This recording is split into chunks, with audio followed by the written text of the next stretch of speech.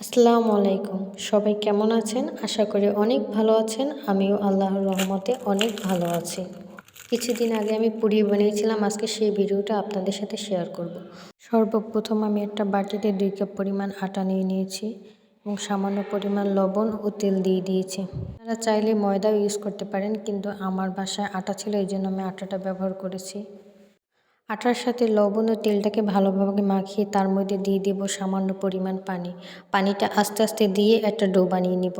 পানিটা একসাথে দিতে যাবে না, তাহলে দেখা যায় যে ডোটা বেশি পরিমাণে নরম হয়ে যাবে। তারপর আমি এটা ঢেকে রেখে দেবো আধা ঘন্টা। এর মধ্যে আমি ডালের পুরটা বানিয়ে নেব। আগে থেকে আমি 1 কাপ পরিমাণ ডাল ধুয়ে ভালোভাবে রেখে দিয়েছিলাম। আপনারা চাইলে বেশি বা কম নিতে পারেন। ডালটা সেদ্ধ করার জন্য আমি এর মধ্যে সামান্য পরিমাণ লবণ ও 2 কাপ পরিমাণ পানি দিয়ে দেব। বলক উঠে গেলে এর মধ্যে দিয়ে দেব সামান্য পরিমাণ হলুদ ও মরিচের গুঁড়া।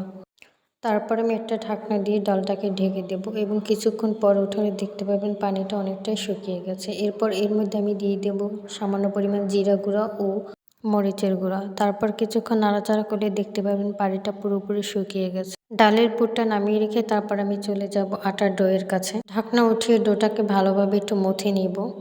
আমার নিজ ইচ্ছা মতো আমি ডোটাকে ভালোভাবে গোল গোল শেপ দিয়ে নিচ্ছি। ভিডিওর মাঝে সবাইকে একটা কথা বলতে চাই, যারা যারা আমার এই ভিডিওটা দেখতেছেন তারা আমার ভিডিওতে লাইক, শেয়ার এবং প্লিজ চ্যানেলটা সাবস্ক্রাইব করে দিয়ে আমার পাশে থাকবেন। পুনরায় আবার ভিডিওতে চলে যাচ্ছি। আমি সবগুলোকে এরকম গোল গোল শেপ দিয়ে নিয়েছি যাতে আমার সুবিধা হয়, এই জন্য। এই যে আমার ডালের পুরটা এরকম হয়েছে। গোল শেপ করা কাইটাকে হাত দিয়ে কিছুটা এইভাবে মিলে তার মধ্যে দিয়ে দেব ডালের পুরটা। আমি একটু বেশি পরিমাণে দিয়েছি, আপনারা চাইলে আপনাদের পরিমাণ মতো দিতে পারেন, তবে ডালের পরিমাণটা একটু বেশি দিলে খেতে একটু ভালো লাগে এই আর কি।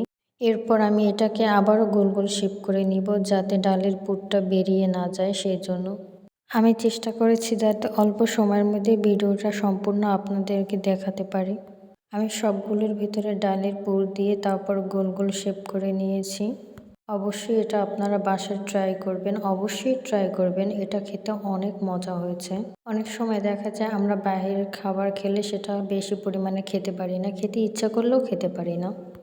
কিন্তু আমরা যদি বাসায় কোনো জিনিস তৈরি করি তাহলে দেখা যায় সেটা আমরা অনেক বেশি পরিমাণে খেতে পারি। তারপর গোল গোল শেপ করে রাখা ডোগুলোকে আমি বেলে নিচ্ছি।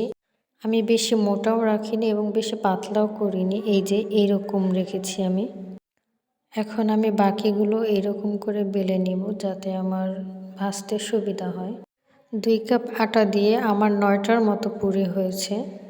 আপনারা অনায়াসে 4-5 জন খেতে পারবেন। সবগুলোকে এরকমভাবে বেলে নিয়ে এরপর আমি ভাজতে চলে যাব। আর এটা তেলে ছাড়ার সঙ্গে সঙ্গে এটা ফুলে ওঠে। আমার প্রত্যেকটা পুরি এরকম ফুলে উঠেছে, এই যে দেখছেন ফুলে উঠছে। প্রত্যেকটা পুরি খুব সুন্দরভাবে ফুলেছে এবং খুবই মুচমুচে হয়েছে। আপনারাও চাইলে এখন খুব সহজে বাসায় বসে আমার মতো ডালের পুরি বানিয়ে ফেলতে পারবেন। এটা দেখতে কতটা সুন্দর হয়েছে দেখুন।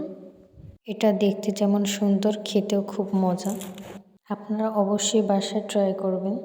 এরপর থেকে আমার যখনই পুরি খেতে ইচ্ছা করবে আমি তো বাসায় তৈরি করব, বাইরে থেকে আনবো না। আমি আপনাদেরকে ভেঙে দেখাচ্ছি। সাউন্ড শুনে অবশ্যই আপনারা বুঝে গিয়েছেন এটা কতটা মুচমুচে হয়েছে। সবাই আমার চ্যানেলটা সাবস্ক্রাইব করে দিবেন। দেখা হবে পরবর্তী কোনো ভিডিওতে। আজকে এ পর্যন্তই। সবাই ভালো থাকবেন। আসসালামু আলাইকুম।